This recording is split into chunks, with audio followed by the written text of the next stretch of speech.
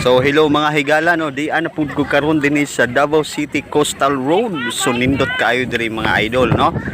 Ang view nila pagkanindot jud og ang mga tanom, pagkanindot tan-awon sa mga tanom presko kaayo ug ang hangin, ang ambience sus naka-relax gyud, maka-relax gyud. Mo nang nindot yung kailagan diri. So karon hapon mi ning anhi. Hapon mi ni anhi, bugnaw ang panahon, bugnaw ang klima no.